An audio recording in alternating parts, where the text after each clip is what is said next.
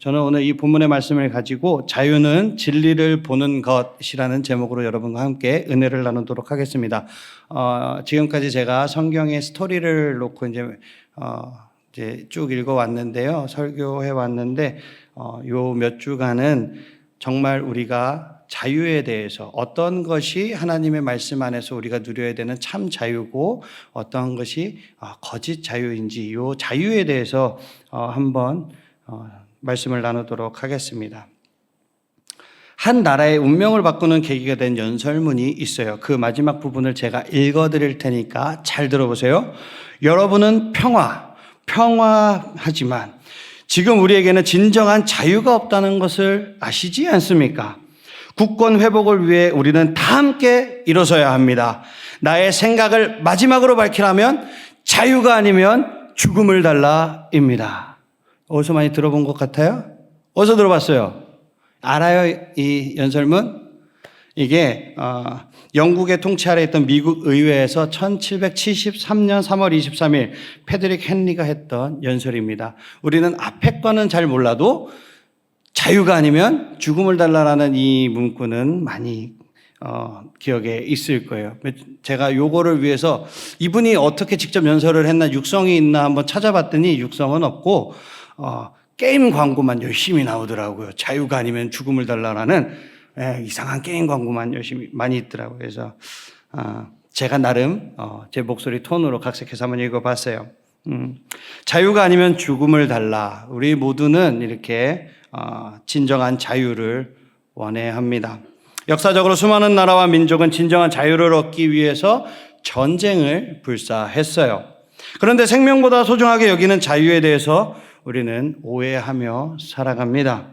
자유를 내가 원하는 것을 마음대로 할 수 있는 상태라고 생각을 하는 거죠. 이것은 반쪽짜리 자유입니다. 자신이 원하는 것을 마음대로 할 수 있는 힘이 생겼다고 해서 이것이 진정한 자유가 아니라는 거죠. 사람들은 자유를 얻기 위해서 돈, 권력, 그리고 명예에 집착하지만 다 부질없고 다 반쪽짜리라는 거예요. 사실 이 반쪽짜리 자유는 아주 어린 아이 때부터 우리가 알고 있고 몸에 익혀왔습니다.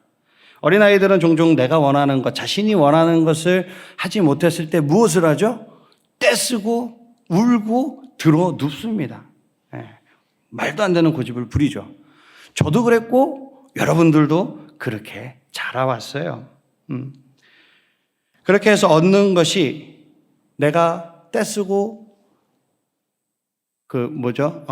아무튼 막 들어놓고 막 이렇게 징징이라 그래야 되나? 아무튼 그런 거를 하면서 내가 원하는 것을 얻었다고 해서 이것이 진정 자유입니까? 이것이 자유가 될 수 있을까요?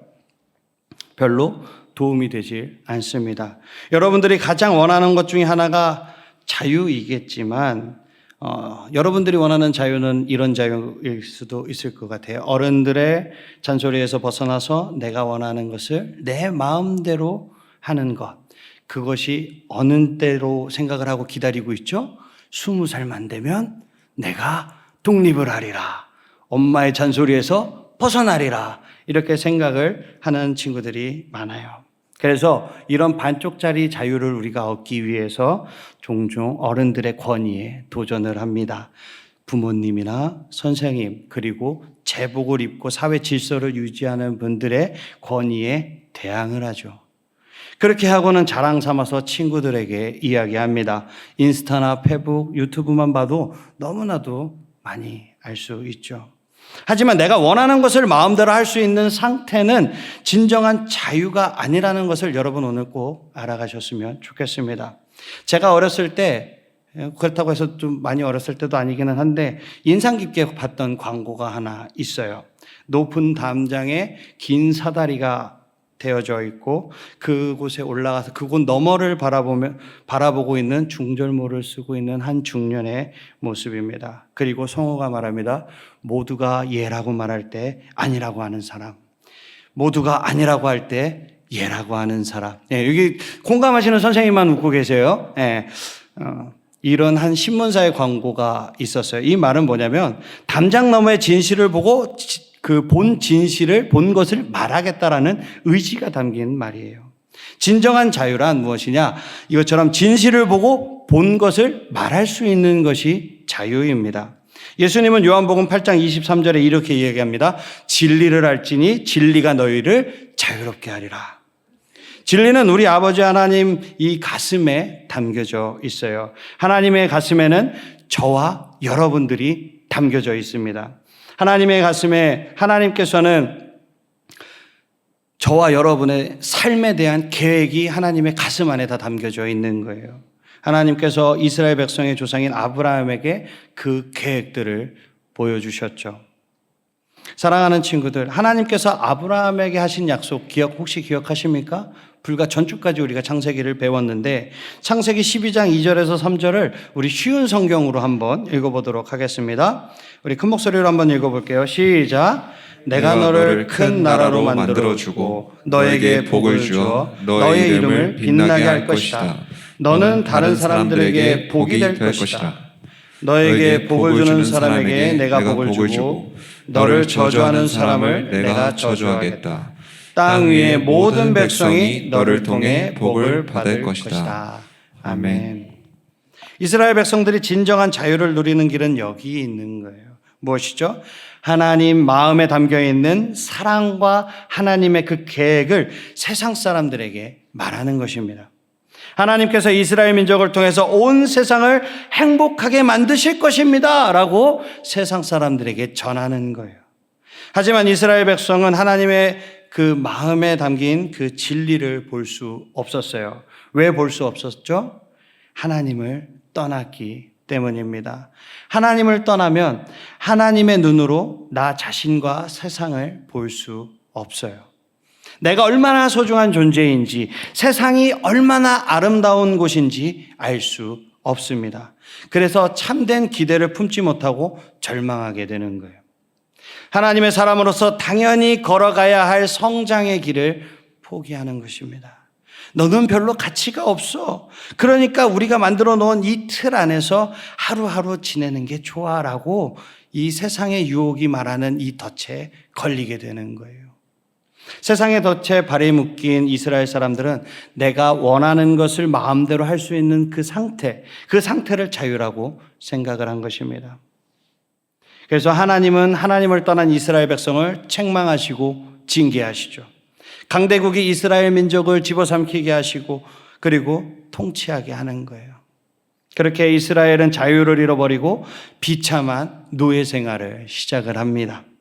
더 이상 이스라엘 백성들은 하나님을 자유롭게 예배할 수도 없고 그렇다고 자신의 비전을 품고 살아갈 수도 없는 거예요. 그러나 하나님께서는 이스라엘 백성들에게 누구를 보내주시죠? 선지자를 보내주셔서 말씀하십니다. 당분간 너희들에게 평안은 없어. 너희의 죄악 때문에 내가 몹시 진노했기 때문이야. 너희가 소망을 완전히 잃어버리면 그리고 진실로 너희가 내 앞에 겸손해지면 그 후에 내가 용서하고 너희들을 다시 회복시킬 거야. 그러면 그때 너희가 진정한 자유를 얻게 될 거야. 이런 선지자들의 선포 후에 이스라엘 백성들은 하나님의 약속대로 진정한 자유가 선포되는 그날을 손꼽아 기다려왔어요. 그게 무엇이죠? 그게 이스라엘 민족의 메시아 사상입니다.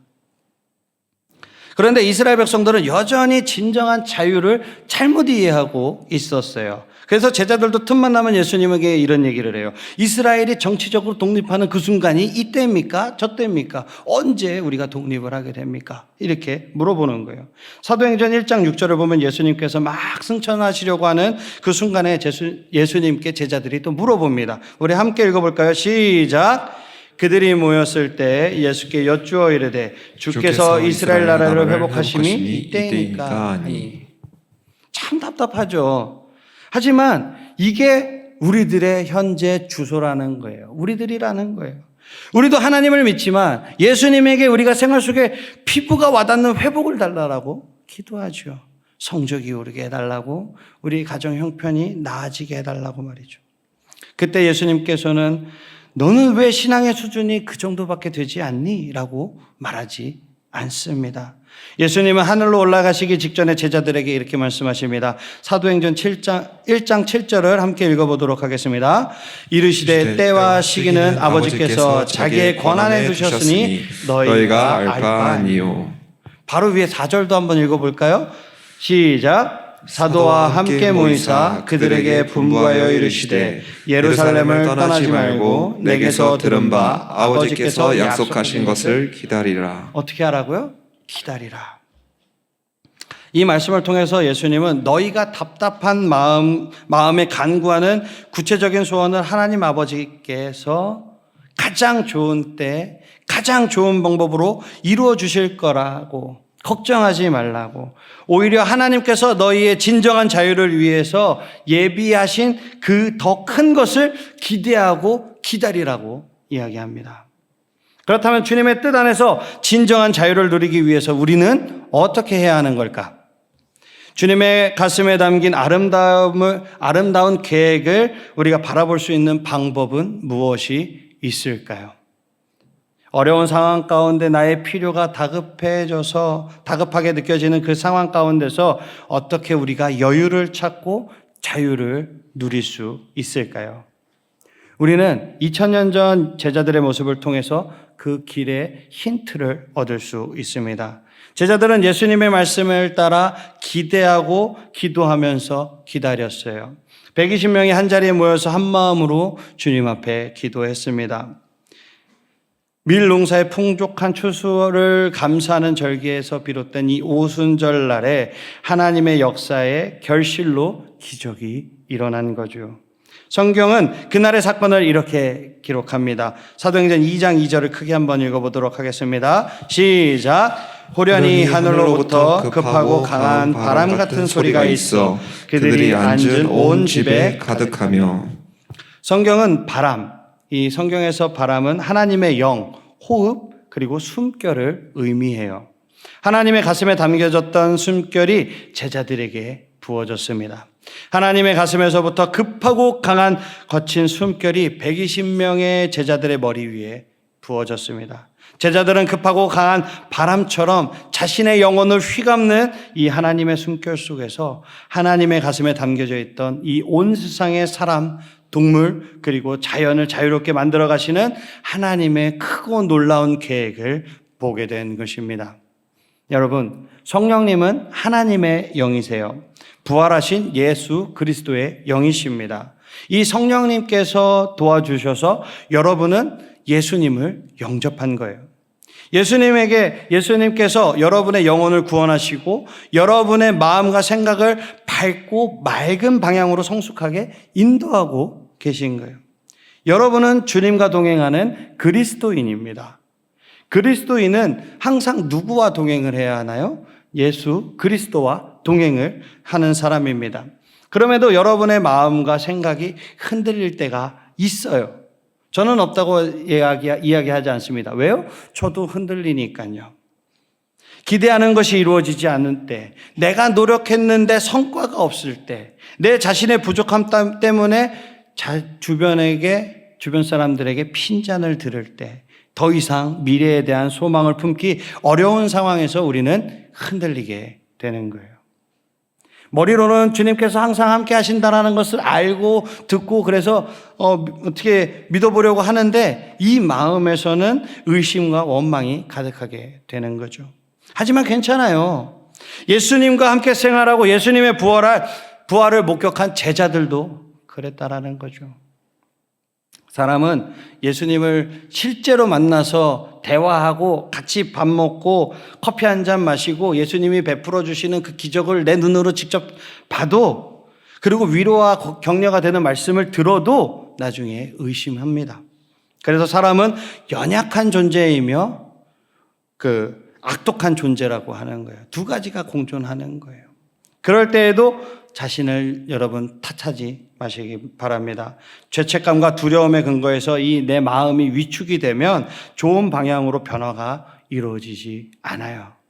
제가 제안을 하나 할게요. 여러분들 저를 따라 하십시오. 숨을 크게 깊이 들이마시기를 바랍니다. 천천히 숨을 들이마시세요. 속으로 셋 아니면 한 5 정도 이렇게 세면서 하는 것이죠. 깊이 들이마시고 그리고 같은 속도로 내쉬시기 바랍니다. 이렇게 호흡을 깊이 하면 마음이 좀 가라앉아요. 그죠? 내 불안하고 염려가 됐던 마음들이 어느 순간 쭉 가라앉습니다. 깊이 호흡하는 것은 여러분들의 평정심을 찾는 데 많은 도움이 될 거예요. 이 마음이 좀 가라앉으면 그때 무슨 생각을 합니까? 예수님을 생각하세요. 예수님께서 하신 말씀, 예수님께서 하신 행동을 생각해 보세요. 목사님이나 그리고 저 같은 전도사님이나 아니면 우리 분반 공부를 가르쳐 주시는 우리 선생님들과 선생님들을 통해서 들었던 이야기를 더듬어서 추억해 보세요. 그리고 교회 안팎에서 우리가 진행했던 그런 캠프라든가 이런 프로그램들 있잖아요. 이런 것들을 생각하면서 그때 경험했던 그런 것들을 추억해 보시기를 바랍니다. 왜냐하면 목사님이나 저나 선생님이나 이렇게 설교와 분반 그리고 이런 프로그램들을 준비할 때 어떠한 마음으로 할까요? 여러분을 사랑하는 주님의 마음으로 프로그램들 설교를 준비하고 그런 프로그램들 분반을 준비합니다. 그냥 뚝딱 하고선 여러분들 앞에 서서 이렇게 하는 거 아니에요. 하나님께서 여러분들을 사랑하시고 하나님께서 저를 사랑하는 만큼 여러분들을 사랑하는 마음으로 제가 설교를 준비합니다. 선생님들도 마찬가지죠. 그러니까 우리와 함께했던 선생님들과 저와 여러분들이 함께했던 그런 것들을 주의 깊게 생각하면서 주님의 마음을, 주님의 생각을 하는 거예요. 사도행전 2장 3절에서 4절을 한번 볼게요.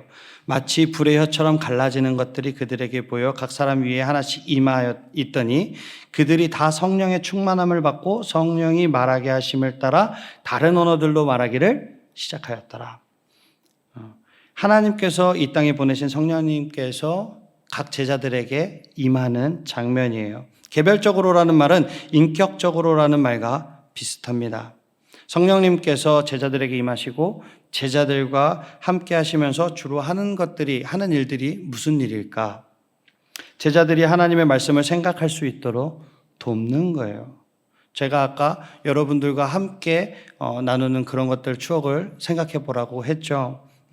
어려운 상황 가운데서 자신에게 절망하고 자신의 삶에 대해서 무너지려고 할 때 우리를 향하신 하나님의 계획과 손길을 기억할 수 있는 이 성경 말씀을 누가 생각나게 하시냐? 여러분들의 그 추억을 누가 생각나게 하시냐? 성령님께서 하신다라는 거예요. 그래서 성령 충만은 말씀 충만과 같은 말입니다. 그런데 성경 말씀이 생각나려면 무엇이 전제가 돼야 되죠? 여러분들이 기본적으로 그렇죠. 성경을 알아야 돼요. 성경을 알려면 어떻게 해야 돼요? 읽어야 돼요. 네, 우리 성경 통독 1독 올라온 친구 있잖아요. 너무 자랑스러운 우리 친구 있잖아요. 네. 여러분들의 이름도 조만간 올라오기를 주님의 이름으로 축복합니다. 네. 그래서 이렇게 아는 게 있어야 떠오르는 거예요. 아는 것도 없는데 그냥 머릿속에서 예수님께서, 성령님께서 여러분들 머리에 말씀을 집어넣어 주실 것 같아요. 물론 가능하기도 하겠지만 성령님께서는 전체적으로 여러분들의 노력을 추구한다 그래야 되나요? 아무튼 요구하십니다. 그렇죠. 예, 요구하십니다. 그러니까 성경 꼭 읽으세요. 제가 이렇게 설교 때 하는 이런 성경뿐만 아니라 여러분들 캠프 코리아에서 다짐했잖아요. 결단했잖아요. 자, 실천하는 사람 손. 나는 성경 몇 장 읽겠다 해서 실천. 선생님 1분, 그리고 선생님 2분, 학생 3분. 우리 여기 지금 선생님 3분. 네. 여기 지금 제가 눈대중으로 봐도 30명이 넘게 앉아 있는데 오늘 진짜 다 저랑 면담하고 싶으신 겁니까? 네. 성경 말씀을 읽기를 주님의 이름으로 축복합니다. 네. 어디까지 하다가 여기 넘어온 거야? 아무튼 꼭 말씀을 읽으세요. 네. 그래서 여러분이 성령 충만하다라는 것은 여러분의 마음과 생각에 하나님의 말씀이 가득하다라는 거예요. 여러분을 향하신 하나님의 마음과 생각을 여러분이 잘 이해하게 성령님께서 도와주신다라는 거죠. 이것이 자유의 시작입니다. 여기서부터 자유가 시작되는 거예요. 하나님의 가슴에 담겨 있는 진리를 본 사람들은 진정한 자유를 누리기 시작해요. 로마 군인과 유대교 지도자들에게 붙들려서 예수님처럼 비참하게 십자가에 달려 죽게 될 것을 알면서도 그 두려움을 쫓아내고 이겨낼 수 있는 거예요. 그래서 예수님을 믿으면 예수님처럼 부활하게 된다는 말이 무슨 말인지, 무슨 의미인지 조금씩 이해되기 시작합니다. 로마 군인들과 유대교 지도자들에게 붙들려 죽을 수밖에 없다는 그 사실을 알지만 이 내 안에서 비롯되는 그 강하고 담대함으로 이겨낼 수 있는 거예요. 제자들은 강한 바람처럼 임하시는 성령님의 도우심으로 순식간에 이 진리를 깨닫게 됩니다. 내가 경험한 사실이 진리라는 것을 깨닫게 되면 우리 사람은 무엇을 하게 되죠? 자연스럽게 그것을 전합니다. 옆에 사람들에게 이야기를 하죠. 가족과 친구들 그리고 이웃에게 나의 경험이 진리라고, 내가 이것을 경험했다고 말하게 돼요. 말하면서 무엇을 실죠? 감정을 실게 됩니다. 자세히 묘사하면서 설명을 하게 되죠. 그리고 나중에는 설득을 합니다. 아무리 설명해도 다 전달될 수 없으면 답답해서 무엇을 하죠? 야, 이게 맞는 거야 라고 선포를 해버립니다. 네. 우리 4절을 한번 다시 읽어볼게요. 그들이 다 성령의 충만함을 받고 성령이 말하게 하심을 따라 다른 언어들로 말하기를 시작하니라. 제자들은 가만히 있을 수 없었어요. 밖으로 뛰쳐나가서 예수님께서 죄와 죽음을 이기시고 부활하셨습니다. 누구든지 이 예수님을 믿고 회개하면 성령님을 선물로 받고 죄와 죽음을 이깁니다. 하나님 나라에 대한 비전을 품고 우리는 행복하게 살 수 있습니다라고 외치게 되는 거예요. 우리 본문 8절에서 11절도 한번 읽어볼게요. 우리 각 사람이 난곡 방언으로 듣게 되는 것이 어찌 됨이냐. 우리는 바데인과 메데인과 엘람인과 또 메소포타미아, 유대와 갑바도기아, 본도와 아시아, 부르기아와 밤밀리아, 애국과 및 구레네에 가까운 리비아 여러 지방에 사는 사람들과 로마로부터 온 나그네 곧 유대인과 유대교에 들어온 사람들과 그레네인과 아라비아인들이라. 우리가 다 우리의 각 언어로 하나님의 큰 일을 말함을 듣는도다 하고. 아멘. 하나님의 가슴에서 제자들의 가슴으로 부어진 이 숨결이 세상 사람들에게 부어지는 순간에 기적이 일어났습니다. 모든 사람이 각자 자기의 지방의 말로 하나님의 말씀을 듣기 시작한 거예요. 그 순간 모든 사람들이 하나님의 자유의 숨결 속에서 춤추기 시작하는 것입니다. 말씀을 정리하도록 하겠습니다. 지금도 우리는 하나님의 자유의 숨결 속에서 살아가고 있는 거예요. 누구든지 예수님을 믿으면 성령님이 하나님의 숨결처럼 내 작은 가슴에 부어지는 것입니다. 자유는 내가 원하는 것을 내 마음대로 할 수 있는 상태가 아니라 진정한 자유는 하나님의 가슴에 담긴 진리를 보고 그 본 것을 담대하게 말할 수 있는 능력이에요. 공부, 재정, 관계 이런 것들로 인해서 답답해서 자유를 잃어버린 것처럼 느껴질 때 우리는 깊게 호흡하고 주님을 생각하고 좋은 말을 하시기를 축복합니다. 그러면서 생각해 보세요. 내가 지금 하나님의 이 자유의 숨결 속에서 춤추고 있지. 하나님께서는 나를 통해 친구와 가족이 진정한 자유를 누릴 수 있도록 하실 거야. 이 생각을 꼭 하시기를 주님의 이름으로 축복합니다. 사랑하는 청소년부 친구들, 이 말씀이 한 주간도 우리를 도우시는 이 성령님을 통해서 우리의 마음과 생각 안에서 그 하나님께서 우리에게 알려주신 말씀, 성경 말씀이 여러분 안에 가득하기를 주님의 이름으로 축복합니다. 그래서 하나님의 가슴에 담긴 이 아름다운 계획을 바라보면서 진정한 자유를 누리시기를 주님의 이름으로 축복합니다. 아멘. 다 일어나시겠습니다. 나를 향한 주의 사랑, 우리 주님 앞에 찬양하고 기도하겠습니다.